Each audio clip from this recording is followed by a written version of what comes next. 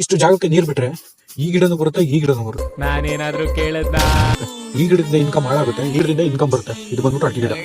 ಇದನ್ನೆಲ್ಲ ಕಣ್ಣಿಂದ ನೋಡಿ ಕಂಗಾಲ ಆಗ್ಬಿಟ್ಟಿದೀನಿ. ಬೇಕಣ್ಣ ಈ ಲೋಪರ್ ನನ್ ಮಗನ್ ತಲೆ ಬೇಕೇ focus challenge day 7, fitness challenge day 2 ಮುಗಿಸ್ತಾ ಶೋ ಆಫ್ ಆಗ್ಬಿಟ್ಟು classic manifestation, power of manifestation. So ತುಂಬಾ ಚೆನ್ನಾಗಿತ್ತು. ಇವಾಗ ಹೇಳಿದ್ನಲ್ಲ, ನಾವು ಪವರ್ ನಮ್ಮ ಎನರ್ಜಿನ ಇಲ್ಲ ಆಗ್ತೀವೋ ಅದು ದೊಡ್ಡದಾಗ್ತಾ ಹೋಗ್ತದೆ. ಒಳ್ಳೇದಾದ್ರೆ ದೊಡ್ಡದಾಗುತ್ತೆ, ಕೆಟ್ಟದ್ದು ಹಾಕಿರೋ ಕೆಟ್ಟದ ವಿಷಯ ದೊಡ್ಡದಾಗ್ತದೆ. ನಾವು ಕೆಟ್ಟಾಗ್ತೀವಿ. ನಿಮ್ಮ ಅಮ್ಮನ ಪಿಂಡ ಯಾವ ಬೋಳಿ ಮಗನಿಗೆ ಅರ್ಥವಾಗುತ್ತೆ. ಅಷ್ಟೇ ಅಸೈನ್ಮೆಂಟ್ ಕೊಟ್ಟಿದ್ರು. ನೀವು ಈ ಥರ ಯೋಚನೆ ಮಾಡಬೇಕಾದ್ರೆ ಮೈಸೂರು ಈ ಥರ ಹೇಳಿದ್ರಲ್ಲ ಅಂತ ಯೋಚನೆ ಮಾಡಿ. ಅವಾಗ ಕೆಟ್ಟ ವಿಚಾರ ಆದರೆ ಅದನ್ನ ಅಲ್ಲೇ ಬಿಟ್ಬಿಡಿ. ಒಳ್ಳೆ ವಿಚಾರ ಆದರೆ ಇನ್ನೂ ಯೋಚನೆ ಮಾಡಿ, ದೊಡ್ಡದಾಗುತ್ತೆ. ಸೊ ಅದರಿಂದ ನಿಮ್ಗೆ ಹೆಲ್ಪ್ ಆಗುತ್ತೆ ಅಂತ ನೀವು ಟ್ರೈ ಮಾಡಿ ನೋಡಿ. ಆದಷ್ಟು ಒಳ್ಳೇದಕ್ಕೆ ಎನರ್ಜಿ ಹಾಕಿ, ಅದು ಒಳ್ಳೇದಾಗಿ.